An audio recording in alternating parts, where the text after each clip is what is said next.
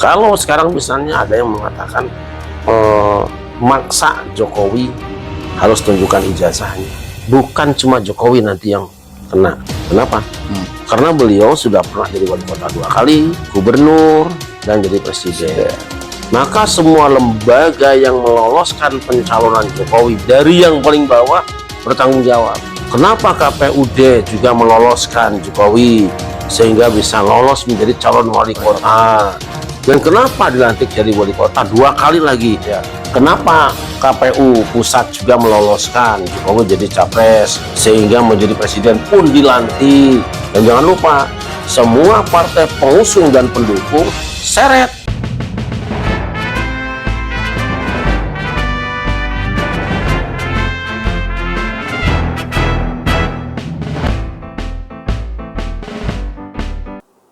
Assalamualaikum warahmatullahi wabarakatuh. Bismillahirrahmanirrahim. Alhamdulillahirrahmanirrahim. Pemirsa Pada Suka TV dimanapun Anda berada, alhamdulillah hari ini saya masih bersama Kiai Haji Raden Syarif Rahmat. Kali ini saya akan mempertanyakan ataupun membahas yang sebenarnya ya remeh-temeh ataupun kecil lah sebenarnya. Jadi ada seorang mantan presiden Joko Widodo itu melaporkan kasus ijazah palsu ke Polda. Itu menurut Abi pantas nggak sih, Bi? Ya, sebagai warga negara yang sadar bahwa negara ini ada aturan mainnya, seharusnya itu yang dilakukan.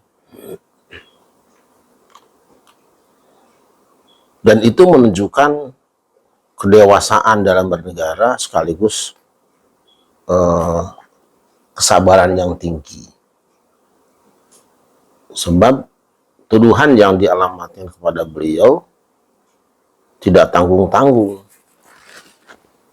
Bukan sekedar lewat tulisan, bukan sekedar pembicaraan, tapi lewat spanduk-spanduk, demo-demo, teriakan-teriakan, Penghinaan.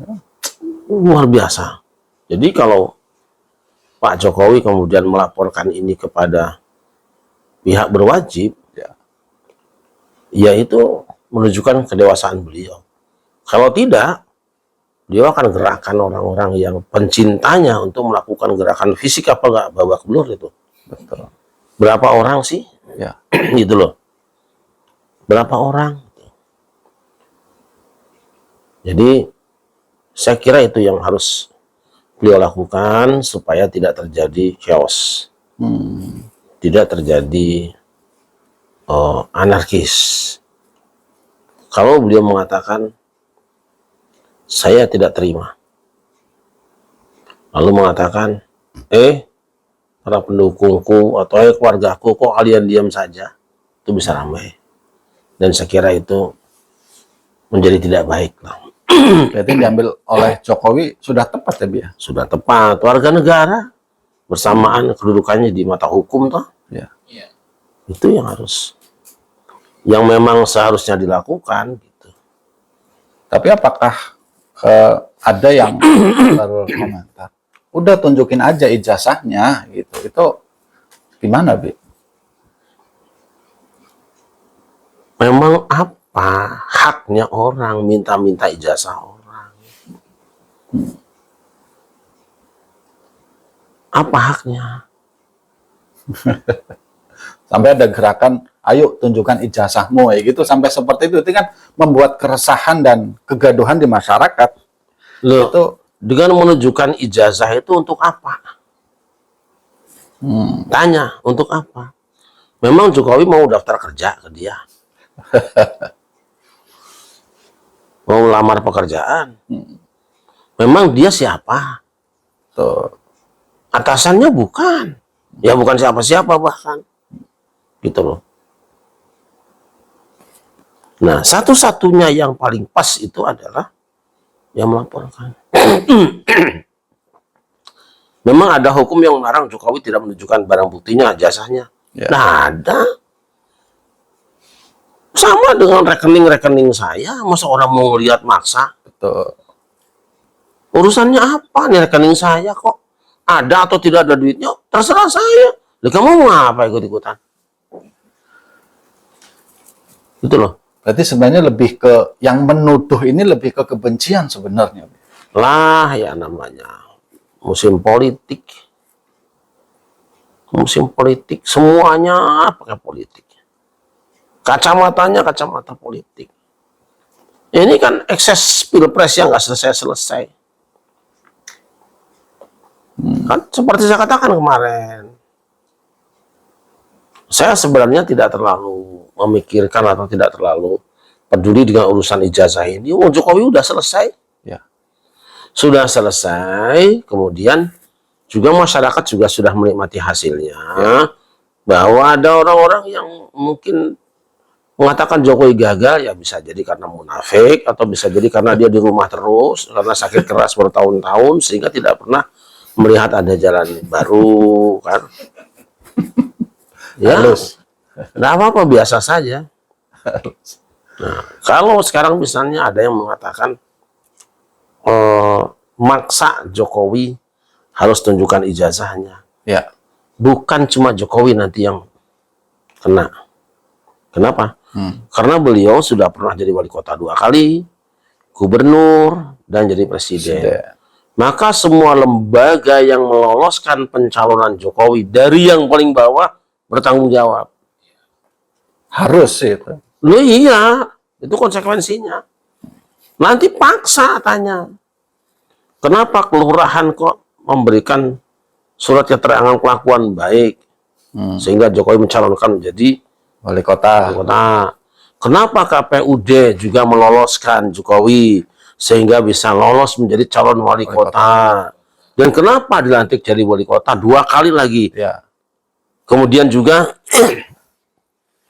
kenapa KPU pusat juga meloloskan Jokowi jadi capres sehingga menjadi presiden pun dilantik, tidak ada hambatan sampai di situ. Dan jangan lupa semua partai pengusung dan pendukung seret. Efeknya dominan. Loh iya, sekarang misalnya di Solo, di antara pendukung pengusung Jokowi itu PKS. Ya. Seret. PKS dari tingkat kabupaten atau wali kota di Solo sampai pusat, tarik. Jangan sembarangan. Nah, itu harus dibuka. Saya tidak mengatakan bahwa tuduhan mereka salah atau benar, tidak. Ini jangan main-main. Jangan main-main. Itu loh. 2. Yang berhak mengatakan ijazah Jokowi asli atau palsu, yang berhak mengatakan Jokowi sekolah di sini dan kuliah di sini bukan orang di jalanan. Ya. Yang berhak menentukan mengatakan bahwa Jokowi itu kuliah di UGM, tamat di UGM, dan ijazahnya UGM asli hanya perguruan tinggi itu sendiri, universitas. Ketika itu sudah memberikan jawaban, selesai. Apabila mengatakan ini tidak jujur UGM, Anda sudah masuk tuduhan kedua, menfitnah UGM. Ini baru nanti aduannya. Sekelas UGM ya? Iya, bisa lagi nanti. Gitu loh. Bisa naik. Yang menggugat bukan cuma Jokowi, tetapi juga UGM. Itu. Jadi nggak gampang ya. Nggak gampang. Karena diawali dari kebencian sih. Kedengkian, iri dengki. Iri dengki.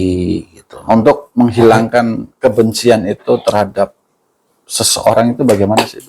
Ya sulit kalau udah tua penyakitnya seperti itu. Kata orang Jawa, wataknya orang dipetak ya orang mati.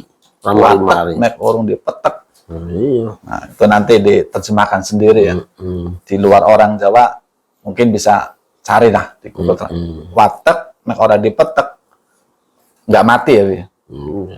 Oh, dia nggak hilang. Adat kalau nggak ditekuk sekalian yang nggak hilang. Maka mari yang wis mati, sembuh kalau sudah mati.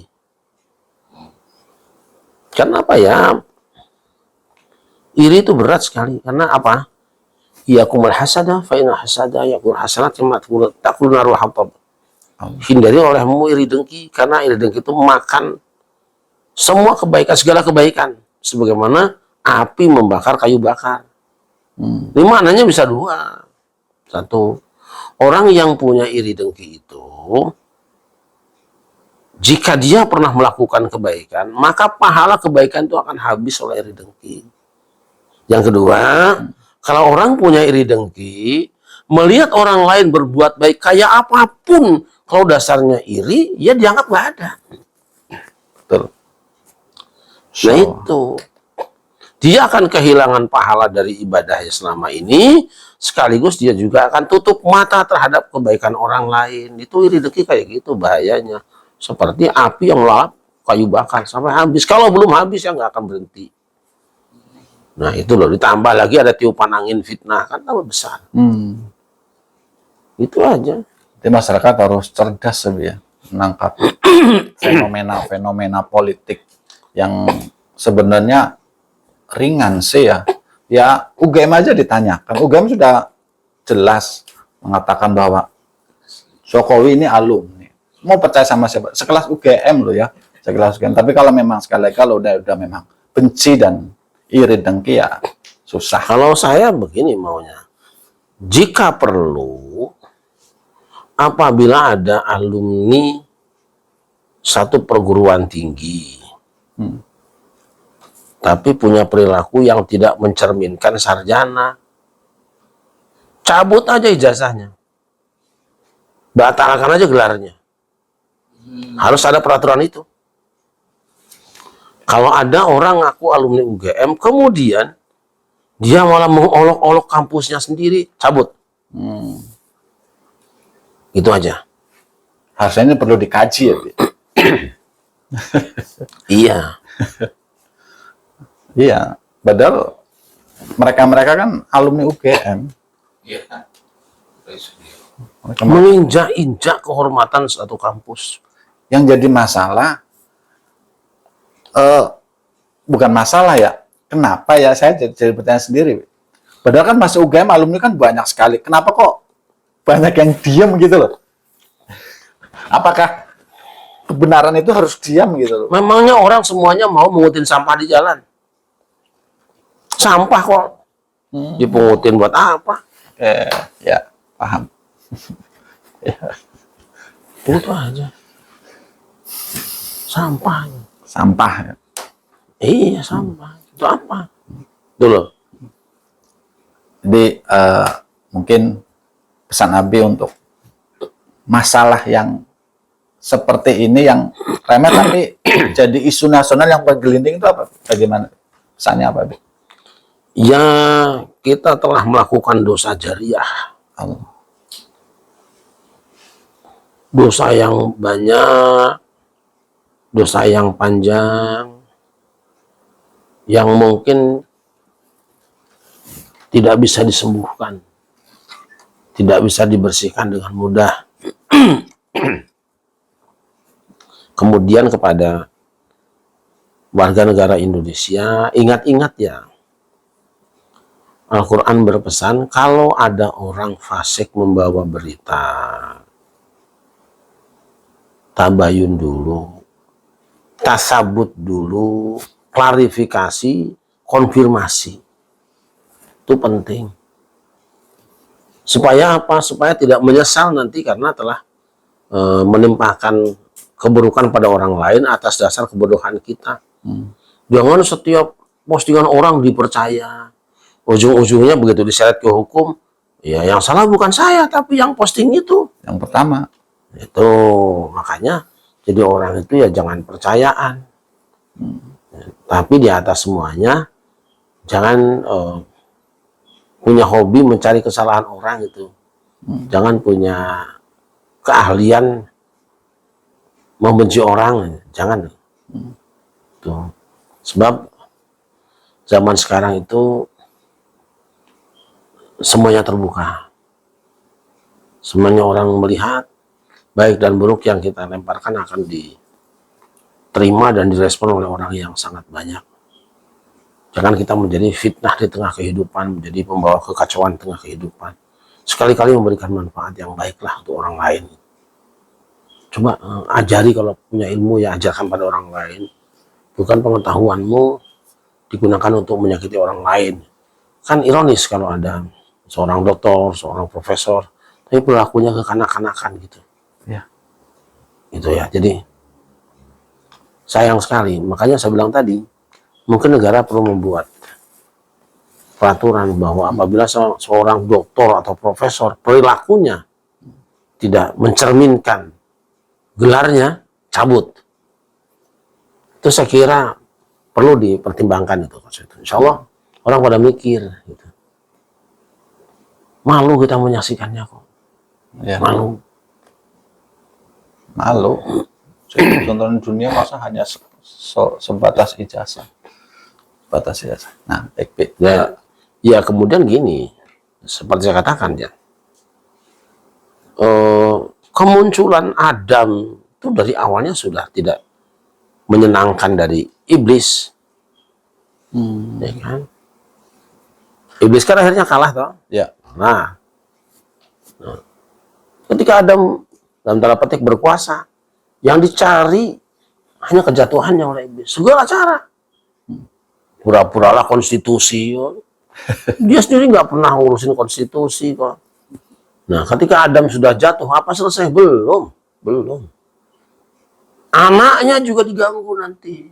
Sampai saat ini berarti ya? Iya, anak Adam diganggu. Nah, gitu loh. Terus namanya iblis, namanya setan itu mewariskan kebencian turun-temurun. Nah, kita semua kan bukan iblis, jangan beternak kebencian, merawat kekecewaan, itu loh. Itu saya kira. Ya. Baik, itu sedikit obrolan tentang bukan permasalahan ya, pembahasan yang sebenarnya hal kecil tapi bisa menjadi konsumsi dunia. Terima kasih.